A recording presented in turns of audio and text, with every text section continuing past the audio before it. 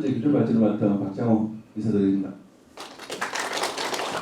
지금 이제 초록에 이제 발제를 해놓은 게 이제 주로 사학계에서 자기들의 역사관을 이렇게 소개해 놓은 겁니다. 제가 임의로 각색을 한 게 아니고 자기들이 그렇게 소개를 하거든요. 한국의 주로 사학계는 자신들의 연구 방법을 실정사학이랍니다. 이 실정사학이라는 게 자기들이 설명하기에도 19세기 말 일제시대부터 이마린 시대부터 시작을 해서 그들이 1세대를 합니다. 그리고 그 영향을 받은 이병도 등 한국의 2세대로 이어져 갖고 지금 현재 3세대, 4세대로 이어지고 있답니다. 이제 실증이라는 것은 뭐 확실한 증거라고 얘기를 하면서 중요하게 생각하는 게 뭐냐면 사로 비판과 사실 해명을 가지고 얘기를 하거든요. 근데 이제 저는 이제 평가를 어떻게 하냐면 이 사로 비판도 독일말에서 왔습니다. 사실 해명이라는 그 단어는 한국에서 특이하게 쓰는 거고요. 원래는 사실 해석이라고 일반적으로 통용이 되거든요. 그러니까 해석과 해명은 좀 다릅니다. 근데 이제 종합적으로 제가 말씀을 드리자면 일제 식민사학자들이 문헌을 선정을 해서 만들어 놓고 그걸 이제 사로 비판이죠. 그 사로 비판을 정해놓은 걸 계속적으로 해명해 나가는. 그러니까 주로 사학계 사람들이 왜 이렇게 변명이 많은지 이해가 되더라고요. 이걸 읽어보니까. 그래서 그 해명을 지금까지 하고 있는데, 그러면 그 사실 해명에 의해서 사실은 뭐고 해명이 무엇인지 이제 그걸 얘기를 말씀드리려고 하는 거죠. 그래서 이제 첫 번째로 제가 연구 방법으로 잡은 게 뭐냐면 사실 해명에서 사실과 해명이 뭔지 요거 한번 잡아보고, 제가 내년에는 역사 연구 방법 문제는 토로 해가지고 두 번째로 해서 그 사로 비판이라는 걸 또 한번 해볼 생각이거든요. 이렇게 이제 제가 연차로 나눴습니다. 예, 나눠가서 이제 얘기를 하는 건데, 사실이라는 것은 팩트라고 잘 알고 있잖아요. 근데 이제 그 팩트가 우리가 알고 있는 팩트하고 다르다. 이제 요걸 말씀을 드리려고 하는 거고요. 그리고 이제 중간에는 다 읽어보시면 될 것 같고, 예, 결론부터 말씀을 드리면 마지막에 노란색 친 부분입니다. 인간 행위의 산물인 역사를 연구하면서 인간 본성을 고려하지 않은 채 인간의 이기심으로 전해진 사실들만으로 그걸 해명을 하든지 또는 해석을 하고자 하는 것은 이제 그거는 과학이 아니다. 과학이라는 학문이라는 뜻입니다. 우리가 사이언스에 대해서 좀 오해를 많이 하는데 원래 그 단어 뜻이 학문이라는 뜻이고, 우리가 과학을 너무 좀 이렇게 좀 편협하게 생각을 하는데 범용적입니다. 역사도 학문이고 물리학도 학문이고 경제학도 학문이고 철학도 학문입니다. 그러니까 그것도 과학이라는 거죠. 예, 그 내용은 안에 본문을 읽어보시면 될 것 같고요. 그래서 역사는 신이 만든 것이 아니라 인간이 스스로 만든 인간의 기록이다. 그러므로 경제학의 아담 스미스 또는 역사학의 랑케와 같은 신학적 선언의 목조론적 관점이 아니라라고 적어놨잖아요. 그래서 저는 아담 스미스를 신학적 선언의 목조론적 관점이라고 보거든요. 우리가 흔히 알고 있는 국보를 있지 않습니까? 예, 그래서 이제 왜냐하면 실제로 아담 스미스가 대학에서 신학을 가르쳤습니다. 교수였습니다. 신학자였고요. 그리고 랑케 역시도 저는 이제 종교적 선언의 목조론적 관점으로 보거든요. 그게 아니라 이제 칼 막스와 이에치카가 둘 중 부적 사관이라는, 이게 물적 사관이 한국에서 유물 사관으로 통하더라고요. 그러니까 이거는 제가 아무리 봐도 이는 번역이 잘못된 것 같아요. 그래서 이 물적 사관, 즉 사단, 우리가 알고 있는 성리학적 사단이 있지 않습니까? 이걸로 이제 역사를 바라봐야 되지 않겠냐라는 제안을 드리는 건데요. 이게 결론입니다. 근데 이 안에 있는 내용을 전체 다 설명을 드리는 것보다는 제가 봤을 때는 랑케, 그러니까 한국에서 가장 오해하는 게 랑케더라고요. 근데 제가 좀 독일에서 경험이 있어서 이 랑케를 좀 알거든요. 근데 한국 분들이 연구하시는 분 랑케를 잘 모르더라고요. 그래서 이제 좀 제가 할 수 있는 강점, 랑케와 그리고 이제 이에치카와 박스는 같은 사관을 가지고 가거든요. 뭐 우리가 흔히 알고 있는 그 역사는 무엇인가 라는 책에도 이에치카는 랑케는 단 두 차례밖에 인용을 안 합니다. 단순히 인용을 하죠. 근데 막스는 끝도 없이 인용을 하거든요. 이 사관이 같다는 거죠. 역사를 바라보는 관점이 같다는 뜻이거든요. 그래서 이 물적 사관이 뭔지, 그리고 랑케 사관은 뭔지, 이 두 가지만 제가 PPT를 이용해서 설명을 드리고 나머지는 책을 통해서 좀 이해를 해주시면 감사하겠습니다. 랑케가 중요한 게 뭐냐면 이 책이죠. 이 책. 이 책입니다. 그래서 이제 이 책을 제가 원문을 봤거든요. 서문인데요. 1페이지부터 시작해서 2페이지, 3페이지, 4페이지, 5페이지, 6페이지 요까지가 하나의 문단입니다. 문단인데 여기 뭐 비게츠 아이겐트리시 개배전이라는 단어가 있는데 이게 굉장히 유명하잖아요. 실제로 어떻게 있었는지 요까지만 딱 번역이 된단 말이죠. 그러면서 뭐 실제로 어떻게 있었는지를 연구하는 게 역사다. 그게 실정사학이다. 이렇게 주장을 한단 말입니다. 근데 그게 아니라는 거예요. 이걸 이해하기 위해서는 이 문장 전체를 이해를 해야 되는데 여기도 누가 줄을 끊었죠. 이 책에서 원래 소유자가 줄을 끊었는 것 같은데 이 문장이 어디서 시작되면 여기서부터 시작이 돼요. 그런데 이 문장을 이해를 하려면 여기서부터 이해를 해야 되거든요. 이걸 이제 크게 키워보면 굉장히 보기 힘듭니다. 그죠? A입니다. 알레, 디제, 운테, 디, 이블레겐, 이거 H입니다. 히미트, 이거는 Z죠. 주잔맨, 행해, 이거 쭉 나오잖아요. 근데 여기 어디가 나오냐면 BS, 아이겐트리시 개배전, 여기 나온단 말이죠. 근데 이걸 잘 보셔야 될 게 우리는 지금 이것만 해석을 한단 말입니다. 이것만. 근데 여기 콤마가 있잖아요. 그럼 문장은 여기서 시작이 되는 거죠. 요 한 문장을 다 이해를 해야 되는데 이 문장을 이해를 하려면 이게 맞춤표가 아니에요. 콤마가. 이게 콜론이잖아요. 콜론. 이게 콜론하고 세미콜론이 굉장히 다른데 세미콜론에는 밑에 심표가 찍혀 있잖아요. 그러면 그거는 어떻게 이해해야 되냐면 대등접속사입니다. 그러니까 이게 세미콜론이 있으면 이 앞에 문장하고 뒤에 문장하고 동등하다는 뜻이고요. 콜론이 있으면 이거는 뭐냐면 나열해 주는 겁니다. 이 앞에 문장에서 얘기한 것들이 이거다 이런 뜻이거든요. 자, 그러면 앞에 또 콜론이 또 있잖아요. 그럼 이 앞에 문장을 다시 나열해 주는 거 그러면 여기부터 시작을 해야 되겠죠. 이 단어를 이해하기 위해서는 여기부터 시작을 해야 된다는 겁니다. 그래서 이걸 제가 번역을 좀 했는데요. 이 번역을 잘 찾아본 거 없더라고요. 그래서 직접 번역을 했습니다. 했는데 여기 보게 되면 아까 1페이지, 2페이지, 3페이지, 4페이지, 5페이지, 6페이지 있잖아요. 이게 하나의 문장 단락이라 그랬잖아요. 앞에 뭔 얘기를 하냐면 이탈리아와 로마와 관련된 뭐 수많은 사건들을 얘기를 막 해요. 어떠한 자기 주장이 있는 게 아니고 사건만 나열을 합니다. 쫙 몇 페이지를 된 것. 그러고 나서 뭐라고 문장의 끝이 이제 끝나는 건데 알레디제 그러니까 이 모든 것들은 이 모든 사건들은 이 사건들을 이거 뭐 번역하기보다는 이걸 바로 보시면 될 것 같아요. 뭐 기타 이거와 관련된 나열된 라틴계와 게르만 민족의 역사, 게제트 이게 사학이라는 뜻이죠. 독일에서는 게제트하고 히토리하고 두 가지를 같이 씁니다. 예. 민족의 이 기록되는 역사들은 이제 이 책에서는 자기가 쓰는 이 책에서는 이게 아인하이트 하나의 통합체로 묶으려고 이게 굉장히 중요한 거거든요. 이게 그러니까 우리가 알고 있는 사건들 모두가 막 사건을 나열을 해놨어요. 사건 근데 이거는 게르만하고 그 이탈리아 쪽은 우리는 자기는 같이 본다는 거예요.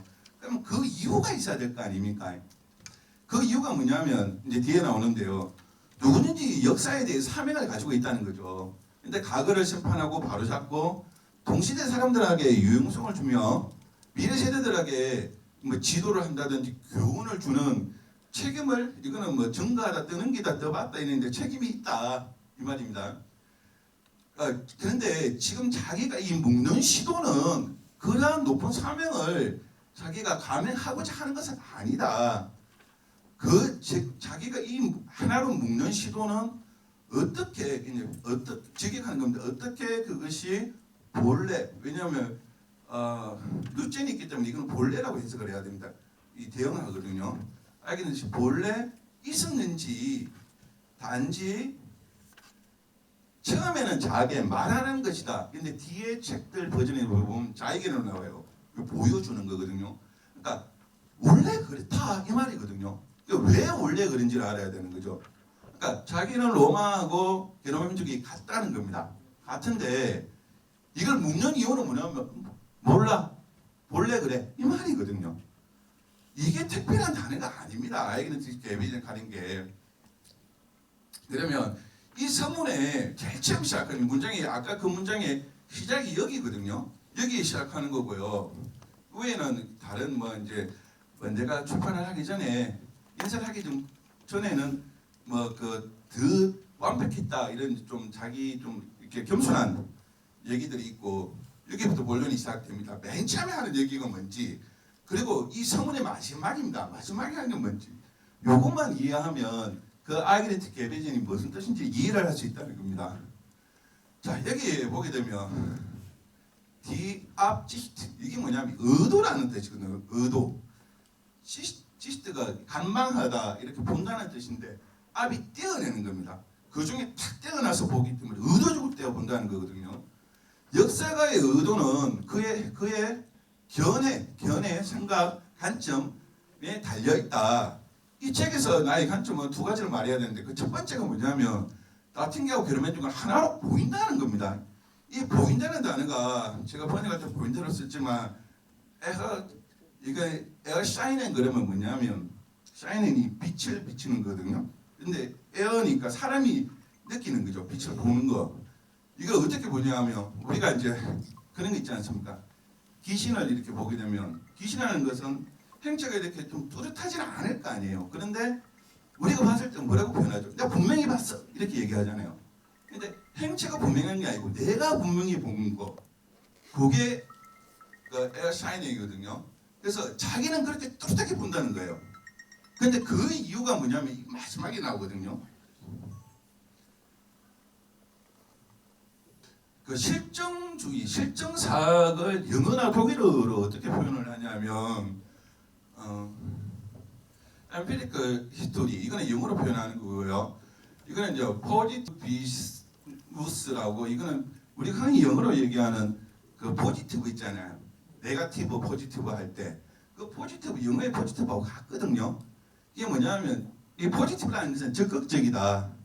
그리고 네거티브는 소극적이다 이렇게 이제 번역이 되거든요. 부정이 아닙니다. 소극적이라고 이해를 하셔야 되는데 맨 첫 단어가 압지스트거든요. 그러니까 의도적으로 적극주의, 내가 적극적으로 본다는 거예요. 나는 그렇게 판단하는 거예요.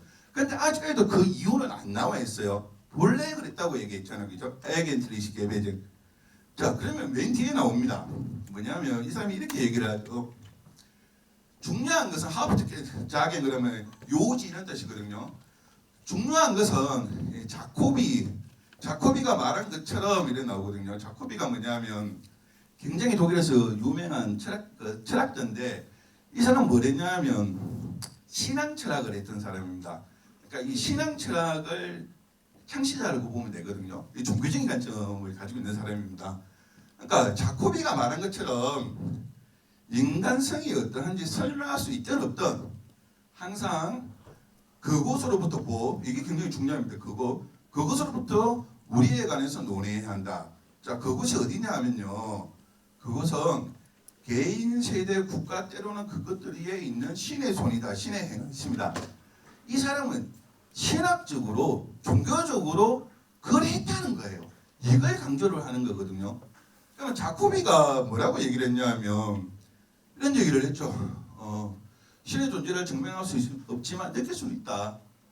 그러한 역사적 관점이 이 사람들의 관점은. 그리고 남께도 그런 얘기를 했잖아요. 모든 세대는 신에게 연결된다, 직결된다라고 얘기를 했지 않습니까? 이거는 선음. 그러니까 여기 경험이라는 것은 이거 경험 철학 역사라고 얘기하는데 선음이라는 것은 성경험을 얘기하는 거거든요. 그러니까 내가 경험하지 않아도 신에 의해서 이미 신의 역사는 현재 이루어져 있다. 우리가 그 경험을 찾아가는 거다. 그게 역사라는 거예요. 그러니까 우리 BS 아이덴티티 개배적 하는 뜻이 뭐냐면 본래 그랬다는 거. 본래 그 사실을 찾겠다는 뜻이 아니고 본래 그래서 나는 게르만 민족하고 그 라틴 민족을 같이 본다는 뜻이거든요. 이러한 관점을 갖고 있는 거죠. 자, 이걸 바꾸면 됩니다. 이 신을. 그러면 실정사학하는 한국의 실정사학 같은 이건 뭐 제 평가입니다. 평가를 하는 건데 텐노로 바꾸면 돼요. 텐노. 그렇게 이렇게 바꾸면 이 모든 게 이해가 되는 거죠. 일본색에 나오는 행적을 그대로 우리가 찾아내고 재현해내는 그게 실정사학이고 그 하는 형태가 이 철학주의, 이게 주의입니다. 주의가 어떻게 한다고요? 제일 처음 나오잖아요. 압지스트, 의도적으로 한다는 거예요. 적극적으로. 네. 그게 이 사람들의 역사관이라는 뜻이거든요. 그래서 이거는 이제 과거에 제가 냈던 책이고 이 책이고 이제 논문에도 제가 써놨는데 이걸 다 설명하면 너무 시간이 걸고요.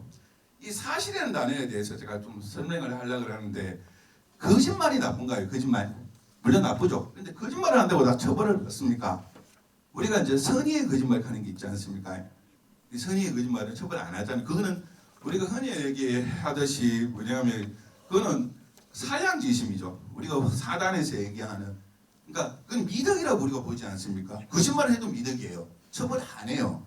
이제 참말을 하면 처벌할까요, 안 할까요? 참말해도 처벌합니다. 예. 그러니까 왜냐하면 이게 이제 대표적인 게 이제 사기나 명예훼손 사건에서 그런 건데요.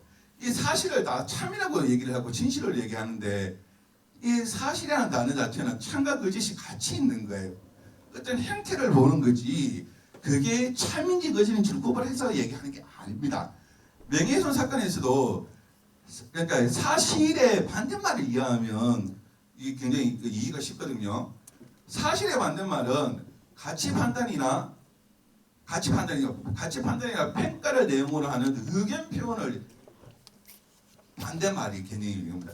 내가 딴 사람에 대해서 내 가치관으로서 가치 판단을 하는 거라든지 내가 내 생각을 평가해서 내 생각을 얘기하는 것은 명예훼손 사건이 안 돼. 왜? 그거는 사실이 아니기 때문에요. 근데 참말을 해도 명예훼손 사건이 돼요. 그게 참이든 거짓이든 상관없이 사실이기 때문에 그렇다는 거죠. 그래서 이 사실 팩트라든지 사실의 단어에 대해서는 제가 논문에 좀 적어놨으니까 이렇게 설명해도 이해가 잘 안 될 수도 있거든요. 그래서 한번 읽어보시면 그 판례가 있습니다. 판례. 그래서 이제 제가 오늘 말씀드리는 것은 이제 사실이라는 단어는 논문을 참고해 주시고 요걸 제가 말씀을 좀 드리려고 그러는데요. 요 본문에 있는 거 제가 한번 읽어보겠습니다. 이게 이제 그 우리 흔히 아는 유물사관이 있지 않습니까? 그러니까 이해책화를 이해를 하려고 그러면 막스 유물사관을 이해를 해야 되는데 이 유물사관이 이제 저는 번역이 잘못됐다고 생각을 합니다. 그래서 물적사관이라고 제가 번역을 했는데요. 왜 물적사관인지 제가 설명을 한번 해보겠습니다. 자, 물적사관은 이게 이제 핵심인데요. 이러한 수단은 단순히 한영으로부터 찾을 것이 아니라 여기에서 찾을 것이 아니라 그 현존하는 생산의 물질적 실상 속에서 관념을 매개로 하여 그리고 관념을 통해서 발견되는 것이다. 그러니까 제가 이 말씀을 드리고 싶은 게 뭐냐 하면요. 이게 사실인데 이 사실과 이게 사실이고 자 이거는 관념이라는 뜻입니다. 근데 이 관념만으로 모든 것들을 규정하고 모든 것들을 예를 들면 북한의 사회주의라고 생각을 하면 되는 거죠. 그러니까 북한의 사회주의가 왜 비판을 받고 막스가 사회주의를 굉장히 비판을 많이 하거든요. 막스는 공산주의자입니다. 근데 사회주의를 비판을 한단 말이죠. 사회주의가 공상이라는 거예요. 공상. 근데 자기는 과학적 사회주의라고 하잖아요. 학문적 사회주의. 그럼 뭐냐면 사실에 기반한 사회주의를 한다는 뜻이에요. 이 관계가 있다는 거예요. 그래서 요거와 사실과 터무니없이 랑케도 여기만 지금 하고 있는 거 아닙니까? 이 랑케 역사가는 신에서부터 시작해서 공상, 자기의 관념으로만 역사를 하는데 사실을 기반하지 않는다. 근데 자기의 역사가는 이 사실에 기반해서 관념으로서 역사를 바라봐야 된다. 요런 차이점이 있는데 이걸 그대로 이해책하고 따라간다는 겁니다. 그래서 요런 부분에 대해서는 설명을 하려고 그러면 하루로 부족합니다. 이거 하나 단어를 얘기하려고 그러면 여기서 가장 중요한 게 이겁니다. 뭐냐면 수사를 하잖아요. 수사를 하는 경찰들이 수사를 하게 되면 자기의 그 욕망 때문에 수사에 대해서 강압 수사도 할 수 있고 증거도 조작할 수 있잖아요. 그런데 그러한 것들을 막기 위해서 우리가 검사라는 제도를 두잖아요. 그죠? 이 검사라는 것은 이 사실에 대해서 검사를 하는 거거든요. 이 검사를 해가지고 그걸 공소사실이라고 올리죠. 근데 공소사실하고 다 진실은 아니잖아요. 올리면 판사가 판단을 한단 말이죠. 그러니까 우리의 생활이나 이 제도, 국가로 움직이는 이 제도에도 이 방식이 그대로 적용이 된단 말이죠. 자, 그러면 예를 한번 들어볼게요. 지금부터는 제가 사례를 좀 들을 건데요. 전라도 천연사 관련해가지고 책자가 만들어졌죠. 그러니까 전라도 천연사가 우리가 이제 만들어지려 그러면 직접 사실을 쓰는 그 집필진도 있을 거 아니에요. 그리고 나서 그 집필진이 자기 이기심 때문에 글을 썼으니까 어떻게 되겠습니까? 검사를 해야 될 거 아니에요. 그걸 우리가 검수라고 부르죠. 학문에서는 검수를 하고 그 다음에서 이 검수가 잘 됐는지 편찬위원회가 판단을 해갖고 출판을 할 거 아닙니까? 이 책을 하나 출판하는 것도 이 세 단계를 거친다는 겁니다. 그래서 제가 전국에서 공개 청구를 했어요. 전국 청구를 하니까 전라북도청에서 안 주더라고요. 그래서 제가 이제 7차례에 걸쳐갖고 이 제기를 계속 받아냈습니다. 여기 보시면 감수위원회가 1차가 있는데 이 감수위원회 29명이거든요. 그 중에 한 명만 제외하고 28명이 집필진에 참여를 했어요. 그러니까 자기들이 글 적고 나서 글 적은 사람들이 검수를 한 거예요. 그럼 그게 검수가 바로 되겠습니까? 안 되잖아요. 자기가 쓴 대로 검수가 될 거 아니에요. 검수의 기능이 아예 작용을 안 한 거죠. 2차에도 마찬가지입니다. 2차에서는 29명인데 전원이 집필진에 참여를 했어요. 그러니까 집필진에 저거 검사를 하는데 이게 제대로 된 우리가 판단을 우리가 사실에 대해서 실제 진실을 우리가 검수를 할 수 있냔 말이죠. 근데 더 웃기는 건 뭐냐면 편찬위원회. 그러니까 이걸 종합적으로 판단해야 편찬위원회도 이 집필진에 참여를 한 거예요. 그러니까 집필진에 참여한 사람이 검수도 1차하고 검수도 2차하고 그리고 나서 마지막 최종 판단까지 한 거예요. 이거는 우리 흔히 얘기해서 독재잖아, 독재. 그렇지 않습니까? 그래서 이러한 책을 한 개 출판하는 것도 아까 이제 제가 인식론에서 얘기했던 성리학적 어떤 사단과의 관계 이런 것들이 모두에 다 작용을 한다는 겁니다. 자 그리고 제가 참 지난주인가요?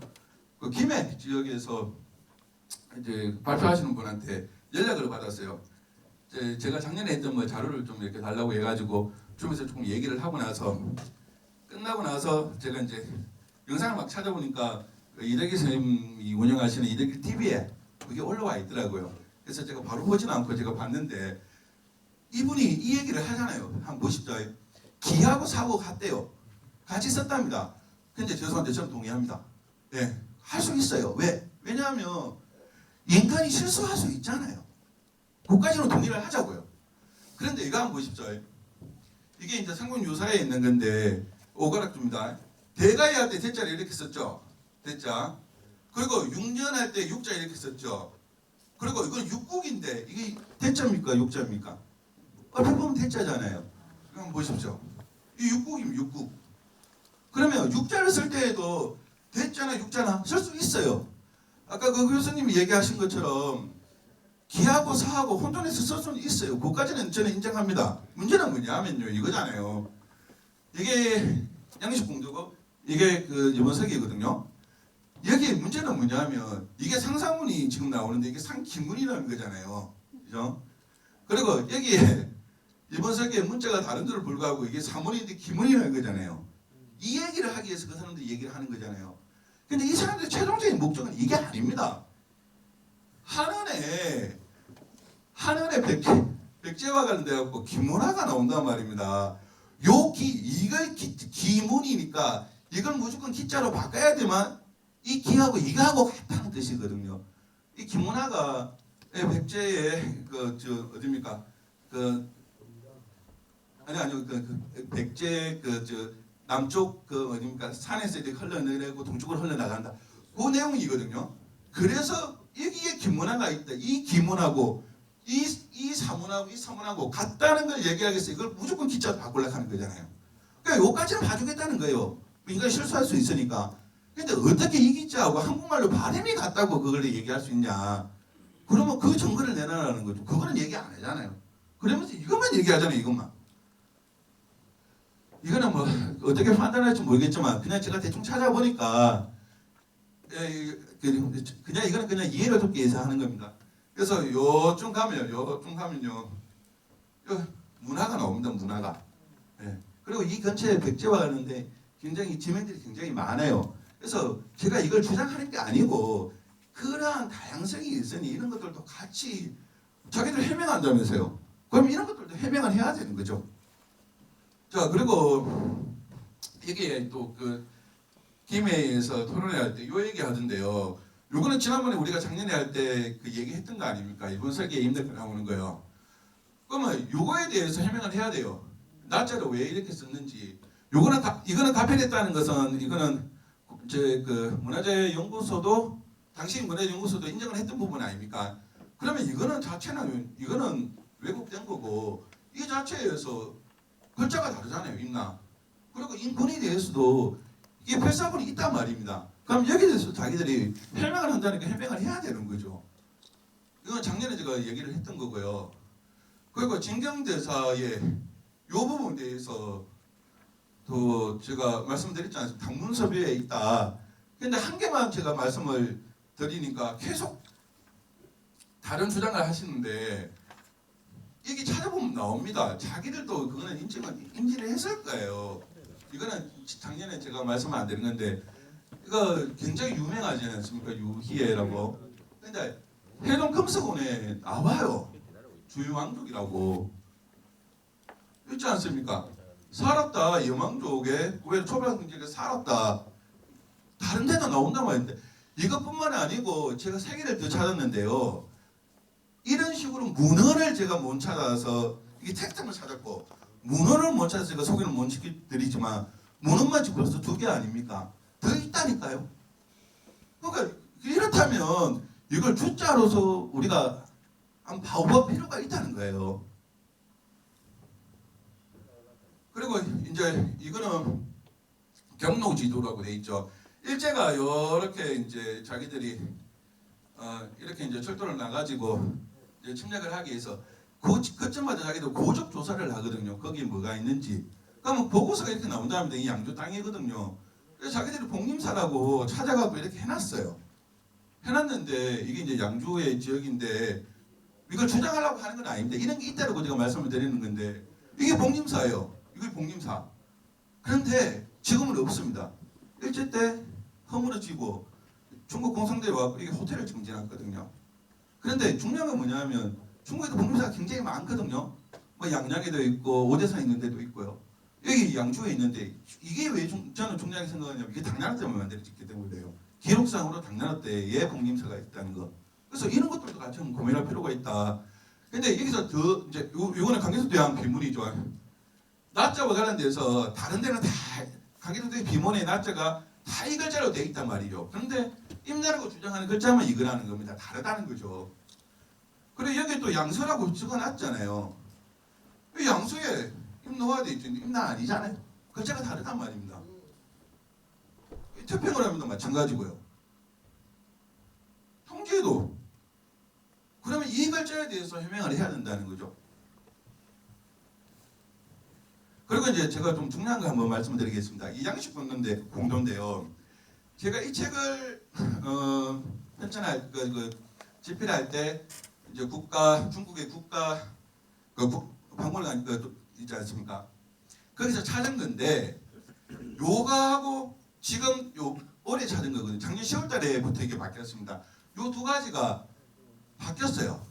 이 사람들 잘 인지를 못 하시는데 중국에서 웹사이트에서 양지 공도를 제가 스캔을 해갖고 제공을 해주는데 제가 책을 찍을 때 2022년하고 작년에 학술대회 끝나고 나서 제가 봤을 때하고 요거하고 바뀌었어요. 근데 이미지를 바꾼 게 아니고 링크가 끊기고 새롭게 업데이트 됐거든요. 요거 한번 보십시오.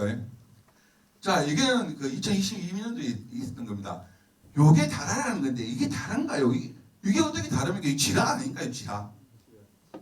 네. 그리고 좀 밑에 겁니다. 밑에 거는 한자가 달라졌어요. 글자가 달라졌어요. 이거 보십시오. 2가지로 말씀드려야 되는데 첫째는 이 2개가 타짜로 보입니까? 다른 아니잖아요. 이거는 지라잖아요. 그런데 작년 10월달부터는 요 글자로 바꿨다니까요. 이걸요. 근데 이걸 주로사학에서는 다라라고 얘기를 한단 말이죠. 이 지라가 왜 중국에서는 지라가 안 되냐 하면 이건 맥나라 때하고 중국 사설이 엄청나게 많이 나옵니다. 이게 베트남이거든요. 그러니까 흔히 얘기해서 우리가 뭐 백제의 강령만 얘기할 때 베트남까지 얘기하지 않습니까? 그 증거로 사실 한다할 수 있기 때문에 그런 거죠. 그러니까 제가 시간이 없어서 제가 가사를 한번 세워봤습니다. 가야토기하고 신라토기의 통일성, 랑케도 이렇게 했잖아요. 라틴하고 그 게르만하고 같이 본다면서요. 저는 가야토기하고 신라토기의 통일성에 따라 갖고 3세기에서 6세기 가야와 신라 지역은 하나의 정치체가 지배했다. 이렇게 가사를 한번 세워보겠습니다. 이게 굉장히 뭐 터무니없는 얘기처럼 보이겠지 모르겠지만 그냥 설명되지 않은, 해석되지 않은 거에 대한 가설입니다. 그래서 제가 그걸 주장을 하려고 하는 게 아니고 이런 게 있다라고 제가 말씀드리는 거고요. 참고로 저는 그 박근혜 후손인 미란 박씨입니다. 그리고 이제 저희 와이프는 김수로 왕의 후손이고요. 또 저희 자식들도 고령에서 태어났습니다. 그래서 제가 고령을 폄하하거나 신라와 김의 나이를 폄하할 이유가 전혀 없습니다. 그래서 오해는 하지 마시고 한번 들어보시라는 겁니다. 자, 이게 삼국유사거든요. 삼국유사에 이치가 나오지 않습니까? 동쪽은 항성가이고 서남쪽은 창해이고 서북쪽은 지리산이고 동북쪽은 가야산이다. 근데 지금 현재 우리가 비정을 하는 거는 가야와 김해를 다 두고 가야산이 어디 있습니까? 합전해인사에 있잖아요. 서북쪽이잖아요. 동북쪽이 아니지 않습니까? 그러면 이 삼국유사는 우리가 어떻게 해석을 해야 되겠습니까? 이게 잘못됐다? 라고만 할 수는 없잖아요. 그러면 이걸 한번 찾아봐야 되잖아요. 동북쪽에 있는 걸. 그래서 이거는 작년에 제가 올렸던 책인데 이게 일본에서 출발된 징비록이거든요. 징비록이 지도가 들어가 있습니다. 근데 중요한 건 뭐냐면 이 지도로 일본인들은 이 징비록, 임진왜란의 역사를 이해를 했다는 거잖아요. 그 앞에 징비록이 안에 앞쪽에 지도가 있으니까 그러면 이 지도로도 징비록이 이해가 된다는 뜻 아니겠습니까? 그죠? 그러면 그 지도를 한번 보죠. 이렇게 있는데 옆으로 쳐놔서 잘 모르겠습니다. 그죠? 그래서 제가 한 개로 뭉쳤어요. 이게 참 애매하죠. 이게 한반도를 그린 건지 참 애매하지 않습니까? 근데 그거는 차치하고 이쪽 부분을 학대를 좀 시켜볼게요. 이렇게 학대를 시켰습니다. 이쪽이 부산 지역 이쪽입니다. 이쪽을 이렇게 학대를 시켜갖고 글자가 잘 안 보이니까 좀 더 학대를 시켜보겠습니다. 자, 여기 보십시오. 김해 나오죠. 김해 저 가락국이다라고 적어놨잖아요. 이게 뭐냐면 고령현입니다. 김해 바로 밑에 현이 있다는 거예요. 저 대가야국이다. 이쪽이 가야겠죠. 가야의 동북쪽에 가야산이 있습니다. 이게 삼국유사하고 같다는 거예요. 이게 제가 이걸 주장하는 게 아니고 이런 것들을 우리가 어떻게 해석을 하고 받아들여야 되는지를 그냥 제가 쉽게 얘기해서 공유를 한번 해보고자 하는 겁니다. 그러면 한 개만 있으면 무시할 수 있는데 한 개 더 있으면 이걸 고민해봐야 되잖아요. 제가 굉장히 애용하는 책입니다. 이 책은 무비지라고 굉장히 재밌는 게 굉장히 많거든요. 중국에서만 책인데 임진왜란 끝나자마자 책이 나왔지만 15년 동안 책을 만들었다고 하니까 임진왜란 이전에 이제부터 만들어진 책이라고 보면 되겠죠. 그 출판이 이제 나온 게 1621년이죠. 자, 그러면 여기에도 조선도가 나온단 말이죠. 조금 모양새가 다르죠. 굉장히 넓죠, 이렇게. 넓은데 이쪽에도 보겠습니다. 이쪽에 여기 보게 되면 김해, 저 가락구, 고령, 저 대가야구 이렇게 해놨죠. 같이 뭉쳐놨지 않습니까? 그러면 이런 지도들은 그러면 삼국유사에도 이 형태로 우리가 설명을 하고 있잖아요. 삼국유사에서도. 그러면 제가 오늘 뭐 발표하시는 뭐 이기훈 선생님도 말씀을 하시던데 가야가 한반도에서 건국이 된 건지 아니면 중국에서 건국돼서 넘어온 거에 대한 고민을 좀 하시는 것 같더라고요. 저도 마찬가지입니다. 지금까지 우리가 자부심을 느끼는 것을 부정하는 뜻은 절대 아닙니다. 그건 오해하지 마시고 이러한 것들을 우리가 어떻게 해석해야 되는지를 같이 고민 한번 해보자는 뜻입니다. 그래서 김원영 선생님이 제일 먼저 이렇게 분류하셨던 그 가야 토기와 신라 토기의 가장 큰 특징을 뭐라고 하셨냐면은 투창 배치의 형태를 이제 많이 말씀하셨습니다. 그러니까 여기 보시면은 투창이 이제 상하 일렬로 뚫려 있는 것을 확인할 수 있고요. 여기 뚜껑에 단추형 옥지가 붙어 있는 것을 확인할 수 있습니다. 그리고 뚜껑의 외면에는 여기 점이 이제 많이 찍혀 있는 문양이 있는데 질묘열전이라고 하는데 이런 세트를 이제 가야의 이제 전형적인 고배로 보셨습니다. 이에 반해서 신라 톡이라고 하는 것은 네, 투창이 이렇게 상하 엇갈리게 뚫린 것을 이제 신라톡이라고 이제 명명을 하셨습니다.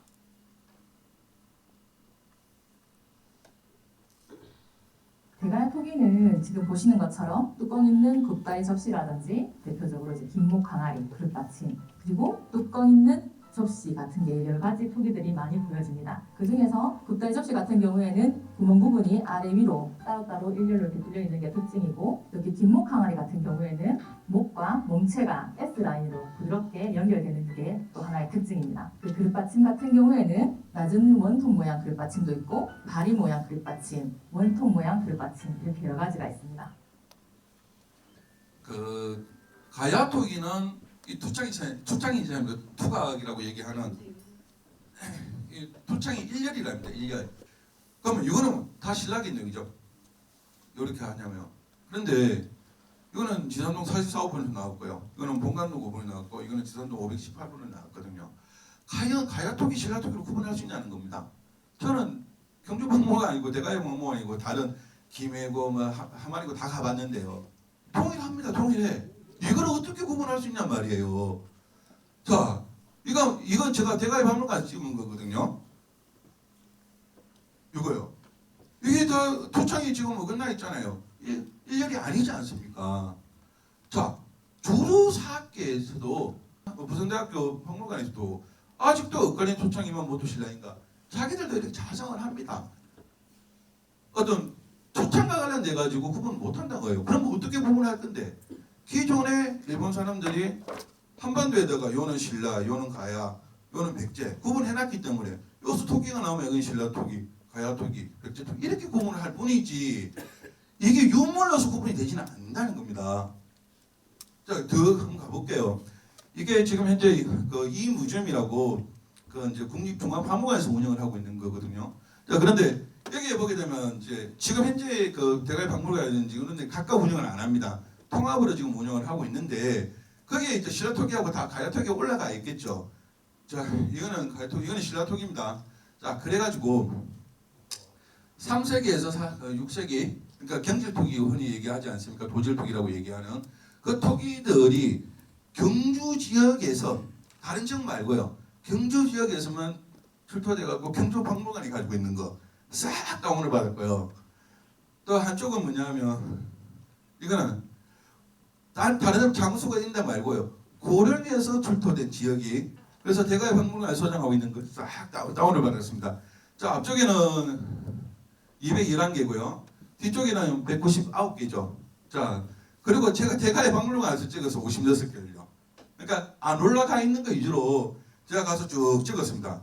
그러면 이 56개는 어떻게 인식을 하는지 저희 그 의문이 생기더라고요. 제가 이제 그 원래 전산학 컴퓨터공학을 전공을 했거든요. 전산학을.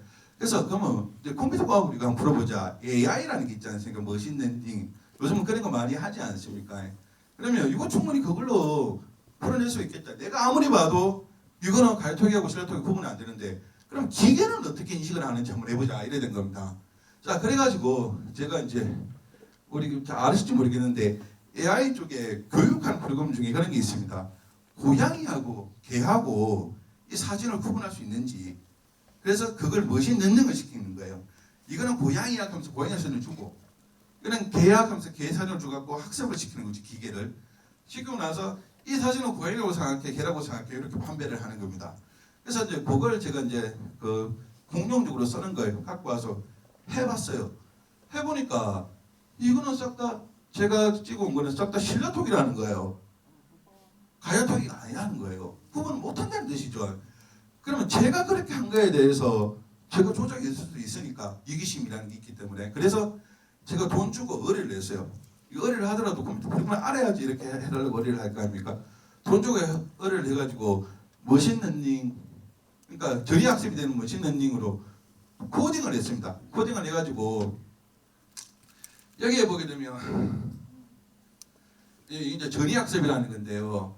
이게 RES인데 그 101이라는 게 있는데 이게 이제 가장 많이 쓰는데 MS 홈페이지 들어가면 이거에 대해 설명이 나옵니다. 그러니까 이미지를 100만 개 이상을 계속 학습시키는 거예요.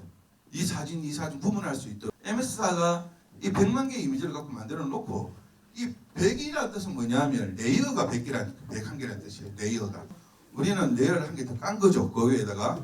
그래서 요거는 이제 이무점이 있는 거. 그거는 이거는 대가야 박물관에서 나왔으니까 이건 가야토기. 또 신라권의 신라토기 이렇게 딱 학습을 시킨 거예요. 학습을 시키는데 이 학습을 시키면서 테스트를 해본 거죠.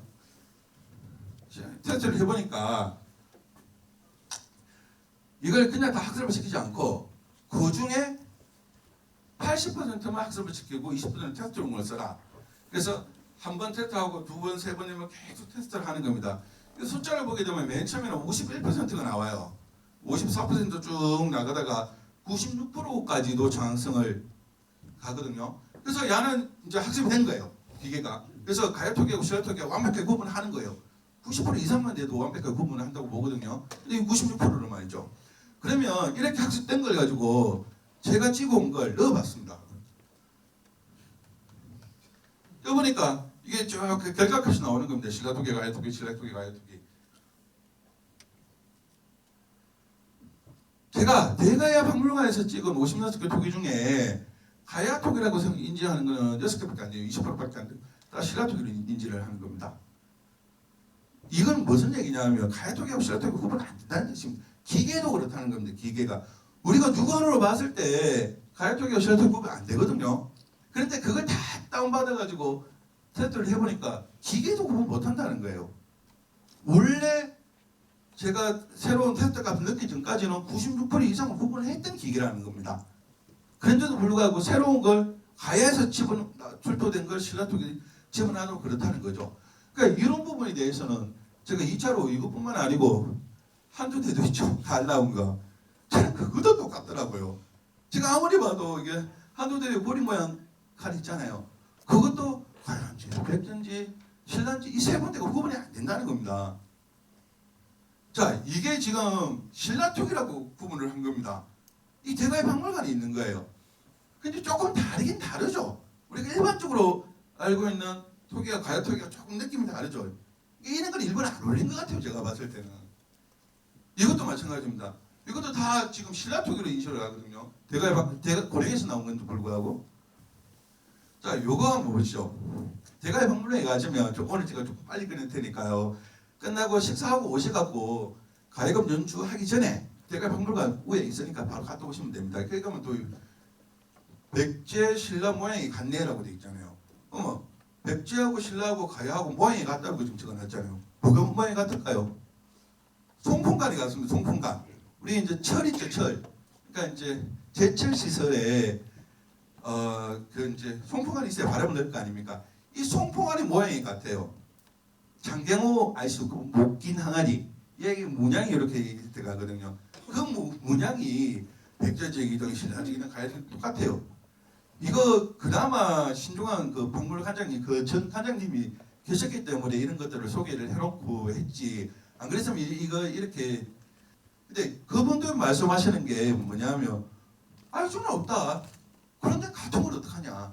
이렇게 말씀을 하시거든요. 같아요. 그런데 이게 이제 삼국지 이서동의전의 한조죠.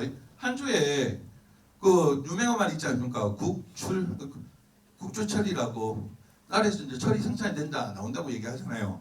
그런데 철과 관련돼서 가야 지역에 예를 들자면 이게 지금 변진을 얘기하는 거니까 그 변환이든 변진이든 그러면 가야가 들어서기 전에 그러면 철이 생산이 됐다는 거 아니겠습니까? 그러면 그 전부터 철이 생산이 돼야 되는데 그러면 뭐가 있어야 됩니까? 절연료가 있어야죠. 근데 지난 시대도 마찬가지고 이제 조류사학에서 얘기하는 원삼국 시대에도 단 한 개도 절연료가 나온 적이 없습니다. 그렇게 철이 많이 생산이 되고 철이 많이 나오는데 절연료는 안 나온다니까요. 석기 시대에 석기도 나오는데도 불구하고 그리고 삼국시대에 가야 지역의 절연료는 딱 2군데밖에 안 나옵니다. 그것도 단도입니다. 한 개짜리 작은 거. 과연 이 지역에 철이 생산 될 수 있는 여건인지 지금의 환경으로 볼 수 있죠.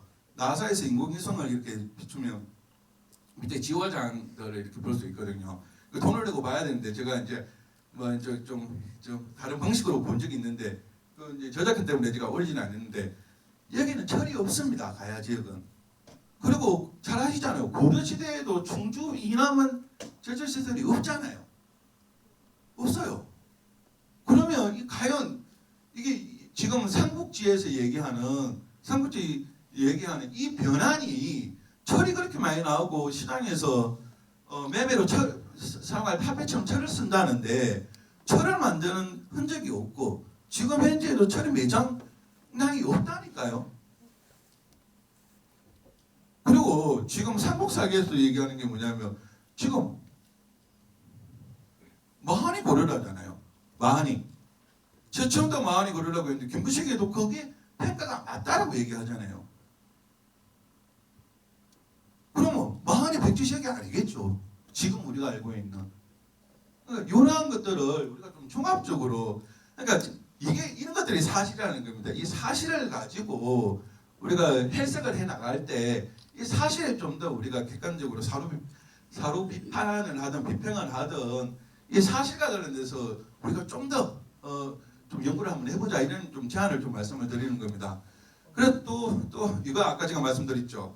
대자하고 육자하고 헷갈리잖아요. 인간이 그렇게 쓸 수 있다니까요. 기자하고 사자 저는 혼연에 쓸 수 있다고 생각을 해요. 그걸 한연에 나오는 기문한은 아니라는 거죠. 예. 근데 지금 대자하고 육자하고 헷갈리죠. 인간은 그렇단 말입니다.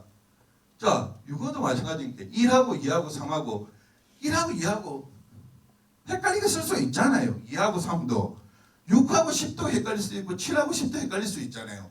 9하고 8도 헷갈릴 수 있지 않습니까?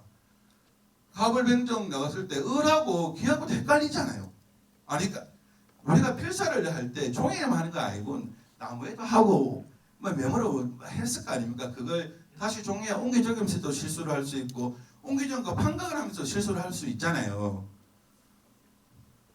이 박찬민 교수님이 이제 삼국사기에 나오는 일식기록 중을 67개를 가지고 이제 13개가 오류다. 그래갖고 이제 일식기 지도를 만들었지 않습니까? 저는 사실 동의가 안 되더라고요. 그래서 제가 분석을 해봤습니다. 그러니까 제가 이제 이 책에서 얘기하는 인간의 본성을 이해를 하면 가능하다는 거죠. 그러니까 누구나 실수를 할 수 있는 거예요. 그래서 아까 그 원칙에 따라서 제가 해보니까 67개 중에 2개 빼놓고는 다 맞아 들어가요. 11개가 더 측정이 되더라는 겁니다. 그래서 이 2개에 대해서 제가 해석을 해야 되는데 아직 그까지는 해석을 못했어요. 그래서 이거는 그러면 해석을 오류가 생긴 이유도 설명을 해야 될 거 아닙니까? 제가 아직 그걸 설명을 못해서 지금 말씀을 못 드리는 건데 나머지는 다 찾았어요. 예. 기자하고 사자하고 헷갈리듯이 인간은 그럴 수 있잖아요. 근데 중요한 게 뭐냐면 이렇게 한 단어만 바꿨을 때 이 예를 들면 한반도나 이게 중국 이 일대에 일식이 일어날 확률을 계산해야 된다. 또 확률보다 더 높다는 겁니다. 그렇다면 인간이 실수를 했다고 볼 수 있는 거잖아요. 예. 그래서 이 부분에 대해서 제가 대략적으로 보니까 지도가 달라집니다. 확실히 달라져요. 그래서 요거는 제가 사실 관련해 갖고 다음 저희 학술대회 할 때 이걸 제가 이제 꼭 발표를 할 생각입니다. 그래서 마지막입니다. 이제 이거는 이제 프랑스의 속담이죠. 지혜는 의심으로부터 싹 튼다. 이게 데카르트가 얘기했던 의심을 제가 말씀드리려는 하는 겁니다.